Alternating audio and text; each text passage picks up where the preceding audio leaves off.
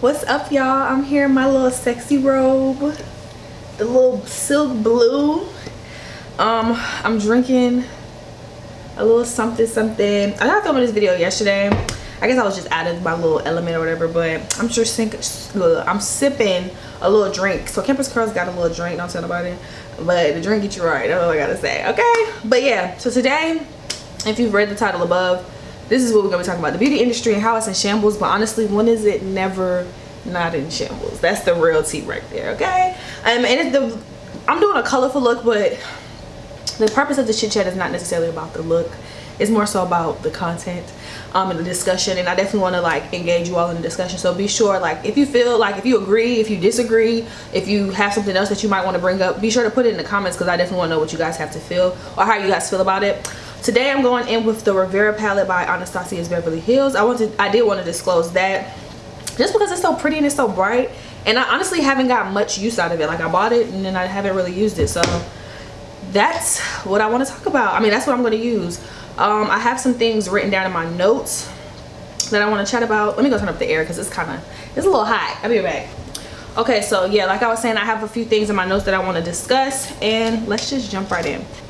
Okay, so first things first, and the first thing that really honestly comes to my mind is this whole Juvia's Place versus the blacks type of thing. So if you guys aren't familiar with what's going on with Juvia's Place versus everybody else, Juvia's Place is a black owned business. They're most popular for their eyeshadow palettes that the girls love, and they just recently launched some foundations. So if you have not been under a rock, literally everybody and their mom has pretty much been reviewing the foundations. And although I've seen some bad reviews of the foundation, I've honestly seen a lot of good reviews for the foundation. A lot of people have really been like fucking with the brand too, especially because they put the darkest shade first. So yeah, people have been enjoying the foundation, saying that, you know, it's their true shade, and they've been loving it, right? So in the past, I've heard that Juvia's Place has been controversial, just a little bit. I know I've read something on Twitter with Alyssa Ashley. She was saying that she doesn't use them, and I know Jackie Aina doesn't review their stuff, and I think even Nima Tang doesn't review their stuff too, because I know all of them are friends pretty much. And pretty much I know Alyssa doesn't review their things anymore, because I think they were supposed to do like a collaboration where she was like an influencer for them that would earn commission. And I guess things fell through with them, or they pretty much gave more attention to Nikki Tutorials opposed to her, because, you know, in a sense, Nikki Tutorials has a larger following compared to Alyssa, so they kind of really were putting Nikki Tutorials at the forefront of their influencer marketing opposed to Nikki Tutorials. And I know even Alyssa said that they were like even plastering her code all over like their website, but they also had other influencers on their roster to be plastering their codes too. So I had to say that because this kind of segues into this next conversation. So basically, y'all fave controversial person Jeffree Star, he posted a review using their new foundation, and y'all know Jeffree Star got a big following, and if you were a brand, like, I'm sure you would be happy that Jeffree Star would repost, you know, that would take the time out of his busy day and, you know, review your product and also give it a good review. So Juvia's Place took it upon themselves to post a picture of Jeffree Star, and that's when shit went left. Okay, the beauty community, is specifically the black women community in beauty, we're not happy about it, and that's because Jeffree Star is controversial. But let's not be PC about it, politically correct about it. Jeffree Star has said some racist shit in the past that has come back to bite him his ass, but has it really come back to bite him his ass, if that makes sense? Take another sip. So basically, they got hella backlash instantly about it. I saw tweets, oh hell no, basically like, I just bought y'all foundation to review, and I'm taking that shit back to the store. Like, people like, I'm not even finna buy this stuff no more. Like, I don't want nothing to do with y'all. And their whole response is basically, it's extremely nonchalant. They're basically like, well, we really don't care, like, we're sorry. We're not even sorry, like, we don't really need this negativity around us, okay, like, whatever. Like, they don't really care. So I know when I went on their Instagram this morning, they deleted the picture of Jeffree Star, and the CEO, she actually put a post up on the brand's Instagram. Her Instagram is private, but she put a post up on the brand's Instagram, pretty much just talk about how she's a immigrant from Africa, and how she, you know, works really hard on her brand, and how she wants her brand to be inclusive to all, and she wants to support everyone. And she knows that she tried to say like she didn't know that Jeffree Star reposted. She tried to say that she didn't know that Jeffree Star has said derogatory things about black women in the past, but I personally don't believe that. Like, if you're such a beauty, if you're involved in the beauty world or the beauty space, you kind of have an idea, I feel like, of who's controversial and who's not. And granted, like, people cancel a lot of people all the time, but when it comes to Jeffree Star, like, Jeffree Star is not new to the beauty industry. He's not a new face to the beauty industry, so a lot of people have a good understanding of who he is and who he's about. Like, if you don't know what Jeffree Star is about, I'm sure you can find somebody who will tell you who he's about. And she basically was just, she deleted the pictures of Jeffree Star, and then she posted this long post about her being an immigrant, and it wasn't really an apology. I mean, like, she said she was sorry, but I mean, it was whatever. How I feel about the situation, I feel like we are very quick to cancel. Like, cancel culture is huge. I get it, I understand it, because you don't really want to tolerate nonsense or people who you don't really, I know a lot of people just don't want to deal with brands who are racist, who support bigots, all of that type of stuff. But another perspective, and I'm not agreeing with Juvia's place, so don't take it that way, but what I'm saying is Jeffree Star, a lot of brands have written him off. A lot of brands probably dislike him, but also a lot of brands still send him PR. A lot of brands still work with him, still sponsor him, and those types of things. And those are still brands that you guys still support. So it's kind of like, you know, I'm not supporting what they've done. Like, if I was a brand and Jeffree Star did that, I mean, thank you for doing that. Thank you for reviewing my stuff. But I mean, okay, I'm not gonna repost it. I don't want to. One, I'm not really a supporter of you, and two, why would I stir up more drama with my, you know, community when I already know that I've been in some shit before? So why would I make it worse? So I feel like at the end of the day, Juvia's place, they need to work on their damage control and they probably need to get some better people on their team that are a little bit more conscious in a sense. And maybe I just feel like they need to just focus on the people who have been supporting them, opposed to, you know, people with large numbers. I think that's the biggest thing. I understand, you know, why they did it. I completely get it. But when it comes to having a brand, you got to have some type of integrity. And even though, like, popular people might be joining your bandwagon, all press is not good press.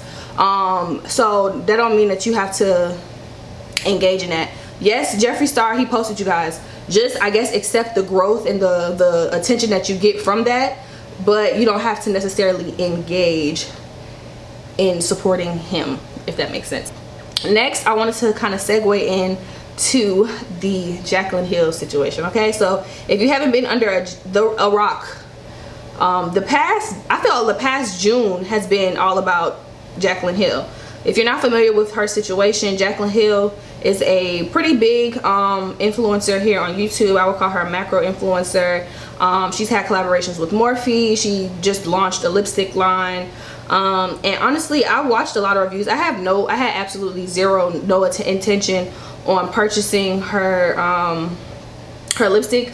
I did purchase her Morphe palette, which was really good. I like it. I just used it in my video. Sue me. But I had no intentions on purchasing her lipsticks, and she launched it. I just don't feel like, I will say off rip, it didn't even seem like she prepared accordingly for it, and which resulted in so many people tearing her to shreds on the internet. Like, literally everybody, like, all the reviews I was watching, it was kind of crazy just to see like how much bad shit people could say about stuff. Like, I've seen bad launches with different brands. I've even like experienced a bad launch with a brand, and I'm like, okay, but that doesn't mean I'm going to necessarily cancel that brand out, because I know that they've been trustworthy in the past where the product was fine. So I was kind of like, okay, I'm a little bit forgiving, if that makes sense. That even happened with Anastasia's Beverly Hills, and like, I think it was the Subculture palette. I sent that shit back and I said, give me my money. But Jaclyn, I feel like she kind of rushed her launch. She said she'd been working on it for 5 years, but I just feel like she found a factory that can make her lipsticks, and she didn't really do too much, I won't say research, but she didn't really allow enough testing to see the product, to see how it was truly going to be, because literally, like, it was the type of complaints she was receiving from that shit. It didn't really make sense how everybody's stuff was messed up. Like, everyone who ordered from it was like, this shit is terrible. And I'm just like, sis, did you try? And my blanket's done. I don't feel like sis tried. So I watched her apology video, and she's like, you know, if you purchased anything and if you're not happy, we'll give you a refund. But I just feel like she just, as far as like damage control, I feel like sis just needs to try again with her lipstick. So that's really how I feel about that situation. I don't feel like that situation needs more life pumped into it. I feel like sis is already embarrassed enough about that. So I don't know. I just feel like at the end of the day, like, if I'm going to launch a product, I'm going to ensure that I do enough testing, I do enough rounds of testing to make sure that people like it, to make sure that I like it, like, not even just me, like other people, before I start to sell it to the public. Because now she's gonna lose so much money from having to do all of what she's doing. Like, I know she said she's switching factories, she's gonna be giving people their money back, and she's not even, I think, giving their money back and then I think sending them another lipstick. But I feel like now you've kind of lost trust with something as simple as a lipstick. Like, that's so minute, like, that's so small. Like, a lipstick, like, how do you fuck up a lipstick? Like, how do you fuck up a lipstick? So I even know, like, people were having allergic reactions, and I think that's really gonna fuck her up. Like, people, I think 11,000 people signed a petition to have that shit, like, taken up, to have it recalled. Like, you upset 11,000 people, like, that's extreme. So I don't know, sis, like, you're gonna have to work on that, and I don't know if she's gonna be able to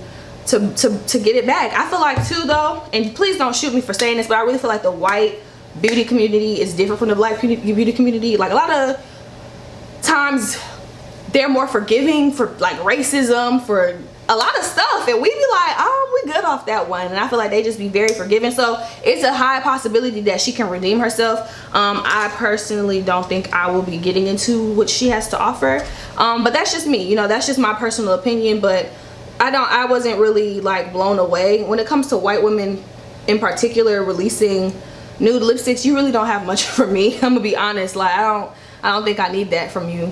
Like, I don't really think I need that. So that's how I feel about the Jaclyn Hill situation. Okay, so I'm back and I'm cutting my, well, I cut my crease. I'm feeling this little cut crease vibe. I really tried this look yesterday and I just turned off the damn video because it looked that bad. So I said, I'm not doing that. So I'm trying again today. So another thing I wanted to talk about was, I be on Twitter, y'all. Twitter really make me laugh. If you don't follow me on Twitter, you need to follow me on Twitter. I don't usually promote my Twitter that much because I really be talking about some nonsense, or I retweet nonsense because I like nonsense. I like stuff that, I like stupid stuff. Anyway, a particular influencer, I'll you know what, I don't even really care. I will insert the picture. I support her. Like, I've been following her on Instagram or whatever, and I was already aware that she was using Facetune.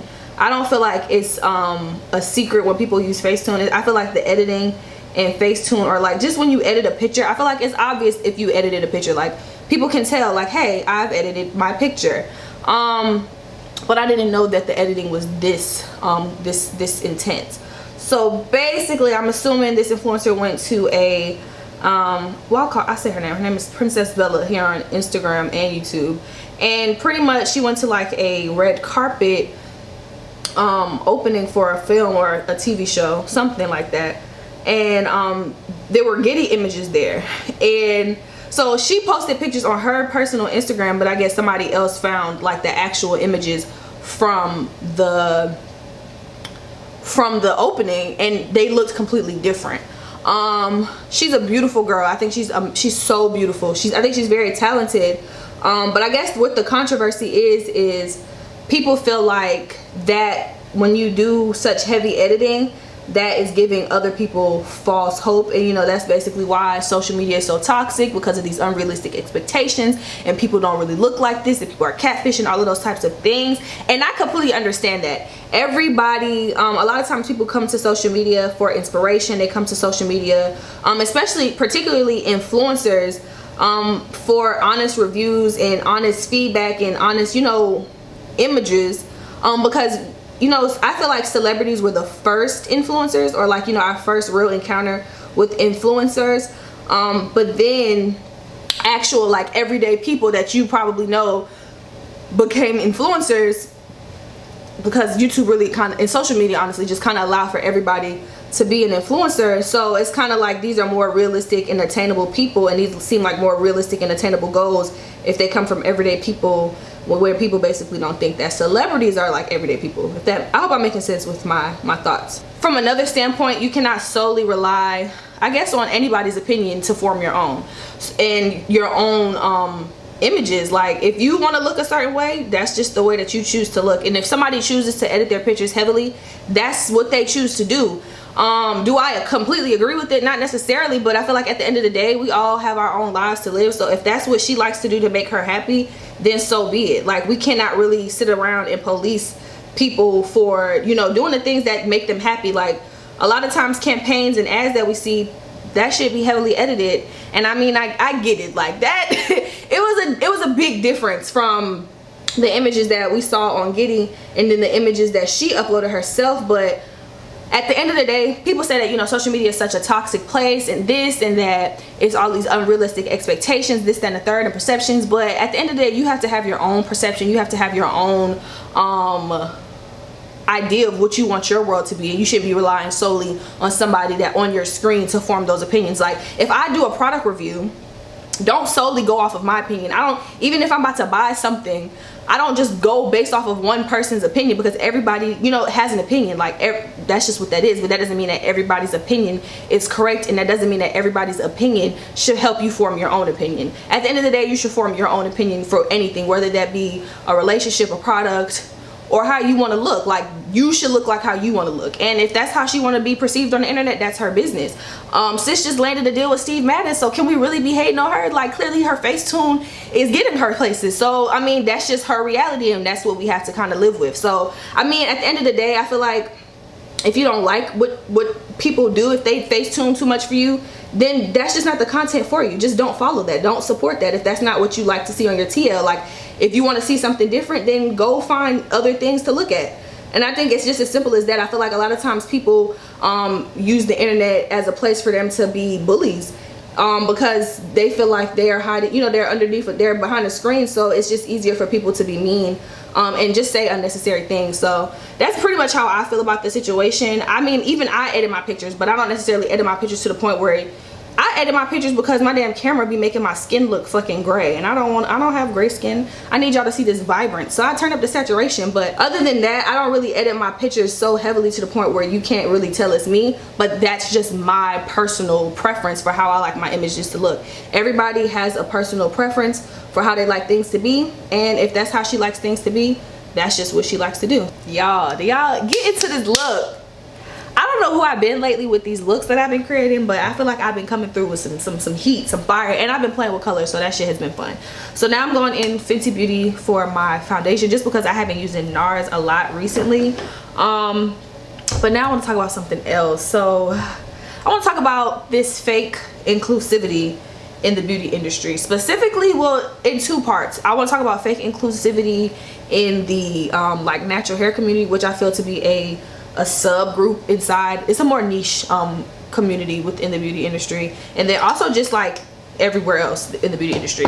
So what I mean by fake inclusivity is, if you guys are familiar, a lot of brands are now ooh, it's just like gliding down my face, okay? A lot of brands are now all of a sudden out of the woodworks coming with these dark shades, and the undertones aren't matching. Like, this isn't new though. Like, I know a lot of times, like specifically after Fenty Beauty launched, a lot of more brands started coming out with dark shades, and that's not necessarily even to say that they didn't have dark shades, because a lot of the brands, I know a specific brand like Cover FX, they had dark shades. A lot of MAC had dark shades.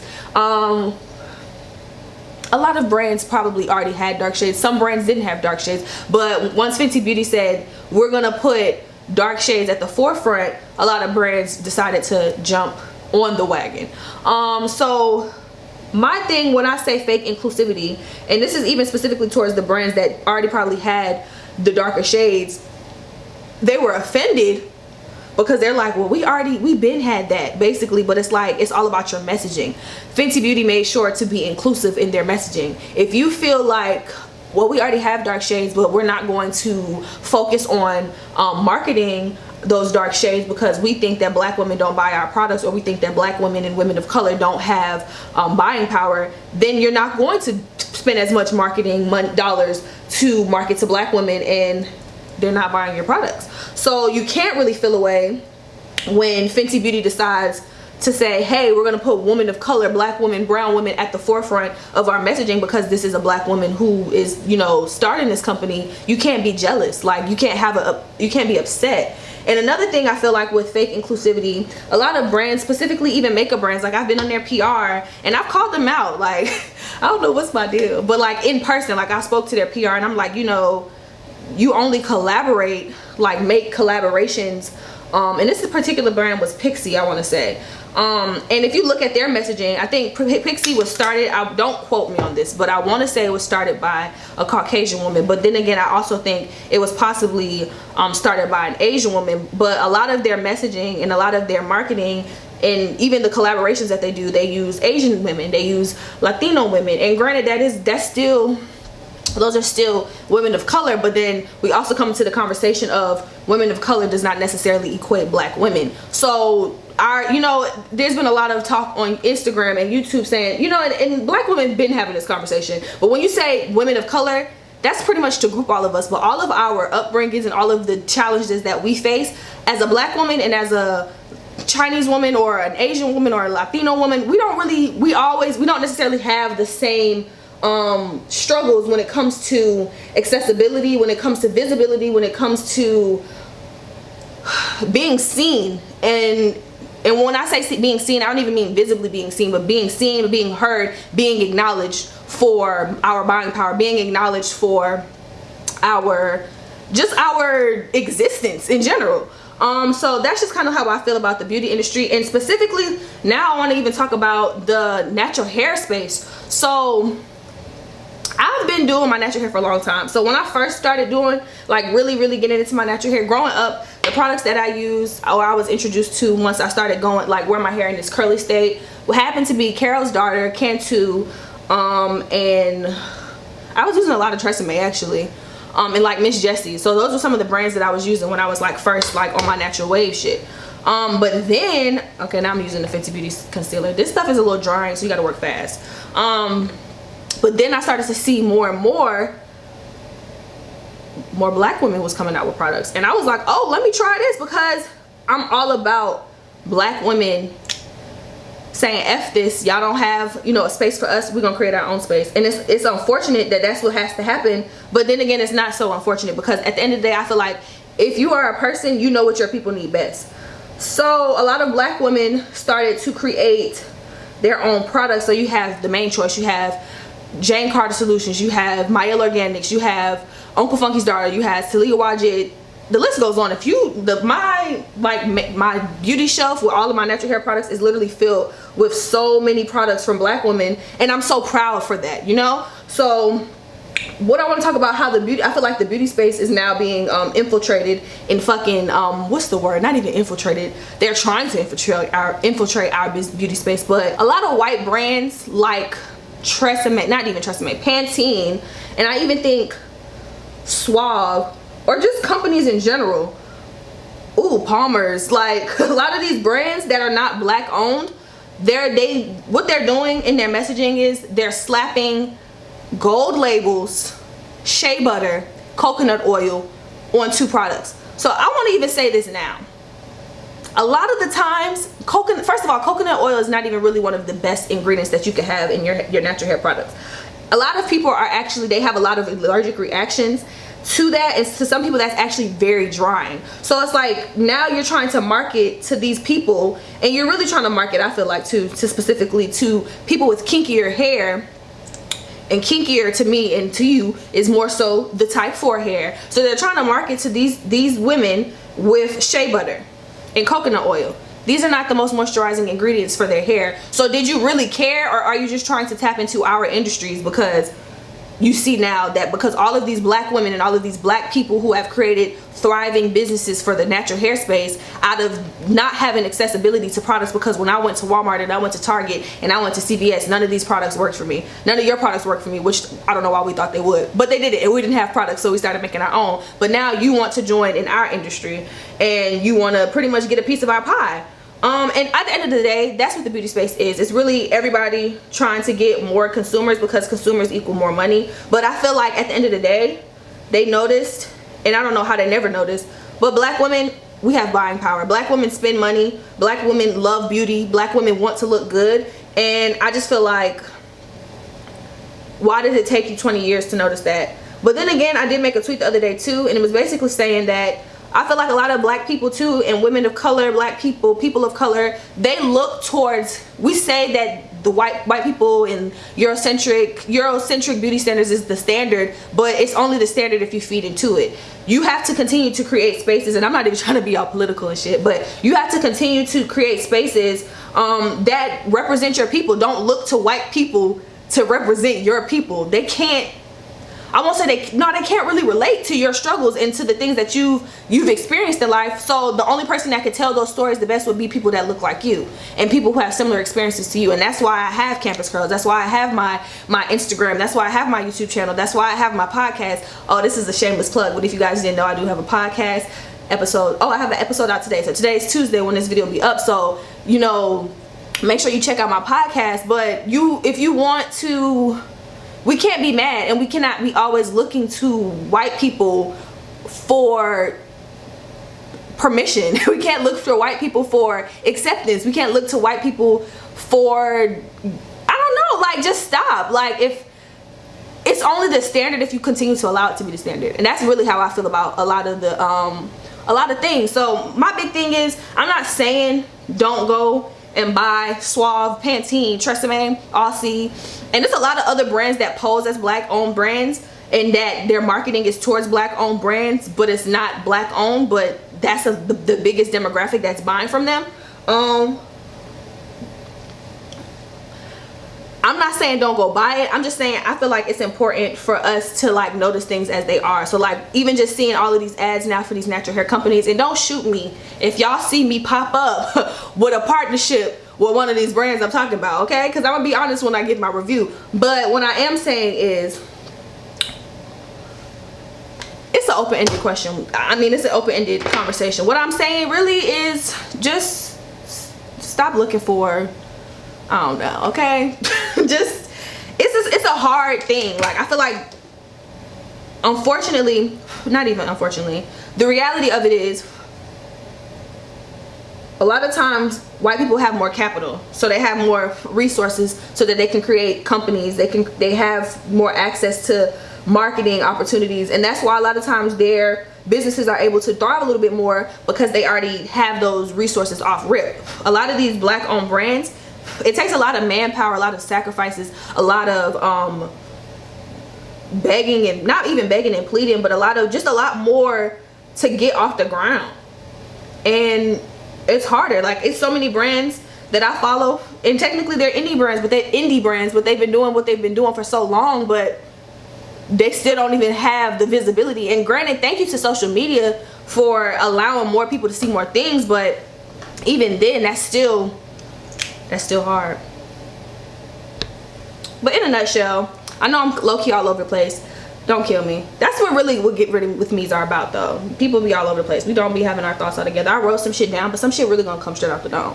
But yeah, I mean, I don't know how you guys feel about that stuff. Like, at the end of the day, like I was saying, like, it's about accessibility. If your favorite black owned brand is the only type of brand that you can get online, but if you go to your Walmart or your Target and you see Suave, they have a new line that's marketed towards natural hair, kinky hair, boom, okay, like, you probably gonna get it, because for those products, a lot of times black owned brands, they're more expensive. The ingredients that they're using are probably a little bit more friendlier to your hair, a little bit more natural. They're not shea butter and coconut oil, and they're a little bit more expensive, and you got to pay shipping on top of that. So you see how there is disproportionate on the accessibility, and then also just the exposure that they're able to receive, opposed to being already in the store, because they already have an established line of things, and they already have capital to pretty much say, hey, let's go open up a line specifically for black people hair, because we see, boom, that the natural hair movement is really booming right now, you know? So what does that say? You tell me. I feel like the last thing I probably want to touch on too is influencers and being an influencer. So a lot of like comments I've been seeing lately, I started following this girl on YouTube, and I like her. She's pretty cool. She just got a job. She's an influencer. She has a pretty healthy following. She just got a job, and she's like, you know, I'm working now because I didn't want to do the influencer thing full time. I didn't want to do that, and that's fair. That's very honest to say you didn't want to do that. Oh, also shameless plug. So Cover FX, I fuck with them. They got this palette. I got this in my BoxyCharm. Y'all, this bronzer is very pretty, and this highlighter is very pretty, so I think I'm going to use that. The bronzer is not like the warmest on my skin, but I feel like it gives me this nice, like, it gives me a nice warmth. It's not my Fenty Beauty, but it's definitely like, it's warm enough. So basically what I was saying is the influencer was saying that she got a job because she kind of wanted to just break away into the industry and kind of just get some more experience, which is completely fine. So a lot of comments I'm seeing, and a lot of comments that I'm seeing on just in general, how a lot of people are like, being an influencer is not a real job. People need to go to college and get a real job. People need to go and get a real job, get a real job, get a real job. And I feel like that's very, very, very, very insulting. Being an influencer is like a very demanding job, like especially people who do this full time. And like, I'm definitely getting back into the swing of things, especially because y'all know I just graduated, but getting back into the swing of things, and this is like, it's a lot. Like, people think that, you know, equipment, editing, and creating content, and creating like captivating content at that is very easy. It's not. And it's like, if it wasn't a real job, how do, like, it's very similar to, I feel like the entertainment industry is very similar to, in a sense, journalism. It's very yellow journalism, depending on what type of content you watch. But it's a lot that goes into making a decent video. If it's good, if it has good editing, if it's good content, good lighting, all of those things. So to sit there and say that it's not a real job, that's like saying basketball is not a real job. You sit there and you watch sports, you know. The point though that I'm trying to make is, it's a real job. Also, people need to start taking, I feel like, influencers more seriously, and like the ability that we have to impact your brand. So a lot of times I get emails from companies, and they are very insulting. I will be honest, like, hey, like, we would love to collab with you. Can we send you a free product? Hey, this is my response. Hey, you can definitely, I would love to collab with you. Here's my rate sheet that I provided for below. Oh, that's a bit expensive. We were thinking that maybe our first collaboration we could do for free, and if it's good, then we can pay you. Sorry, I have nothing for you. Like, I think my days of doing free content and free work are over. Did I do that in the beginning? Yeah, because I honestly didn't know no fucking better. But like, now that I know better, no, I'm not going to do that. And I'll give you guys some perspective. Say I do a campaign with a company. I'm always be honest with a company. Like, even I've worked with some companies in the past, and they've told me like, can you edit this out? No, I have integrity. I'm not gonna edit that out. That's how I felt about the product. Why would I lie about your product? I'm not about to sit here and fix my lips and say that this was the best shit that I've ever used. If the shampoo was drying, the shampoo was drying. That's just what the reality is. And the purpose of influencers is to get honest opinions, I feel like, so that if something is not that good, you go back to the drawing board and you say, hey, maybe if this many people who are reviewing our product say that this is not really working the best, maybe we should consider reformulating. Maybe we should consider getting new shades. And I feel like that has made a monumental change. Influencers have made a big change in this beauty industry in general. Look at Jackie Aina with Too Faced. She called them out on their shit. She said, y'all shades don't match my skin.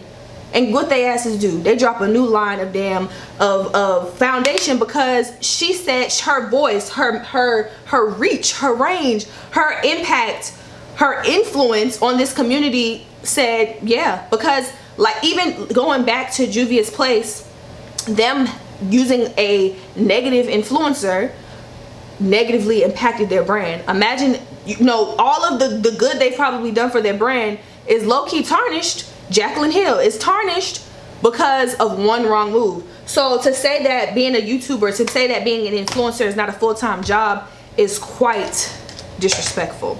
But basically my whole thing with the influencer thing, if you're an influencer and people are trying to talk you out of it, if you're an inspiring influencer, if you're inspiring anything, and that's artists. I made some tweets the other day. Gotta sip my drink again. I made some tweets the other day saying, don't let people pimp you. Like, if they can't afford your rates, that's not your problem, that's their problem. Don't let people make you lower your price and settle and those types of things for what you're asking because they can't afford it. Like, people don't walk in, and people actually do, but people don't walk into Gucci and say, oh well, this bag is too expensive, I can get this same type of bag at TJ Maxx. Take your ass to TJ Maxx and buy what you can afford. Nobody goes into Gucci asking for a discount. Nobody goes into Gucci with a coupon. So why are you allowing people to put a coupon and ask for a discount for your services? Know your worth and don't settle. Honestly, and know your worth and fucking add tax too, because people be having us fucked up. Like, if you feel like I can bring value to your company, if you feel like what I bring to the table is of value, why don't you want to invest in your company properly? Why do you feel like what I offer should be free? Why do you feel like I should give you my services for free because you're giving me a free product? I can go buy your product. If you're sitting there saying, oh, we would love for you to try out our new shampoo. Okay, well, if I took my ass to Target and I saw your shampoo on the counter and it was $11, I'm gonna spend my $11 if I want to try out your shampoo. I don't need you to send me the shampoo. And now what I'm doing is I'm giving you free content, I'm giving you free promo, and basically say 10 people go buy the damn shampoo. I can't count, but 11 times 10, boom, that's how much you just made off of me. Come on.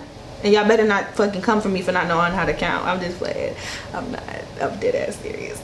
But no. So don't let niggas have you fucked up. If they can't afford you, if they can't pay your rate, oh, I'm going back in the Cover FX palette. If they can't pay your rate, that's not your problem. That's their.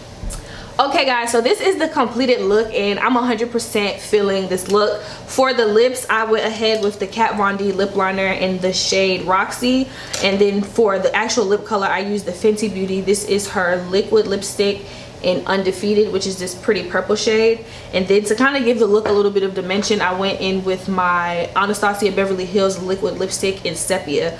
But yeah, honestly, I hope that you guys enjoyed this chit chat get ready with me. It wasn't as lengthy, and I'm glad. Sometimes I watch chit chat get ready with me and people just be like, I get we chatting, but get to the point, sis. But yeah, that's really that. If you do like these chatty videos, definitely let me know some suggestions of things that you would like for me to talk about. I have range, so I can talk about a variety of things and not just beauty, hair related things. I have an interest for a lot of different things. So if you would like to hear some things on my channel, definitely let me know. And that's really it. So I hope you guys enjoyed, and be sure to get some conversations started in the comments below, and I will catch you guys in my next one. Peace.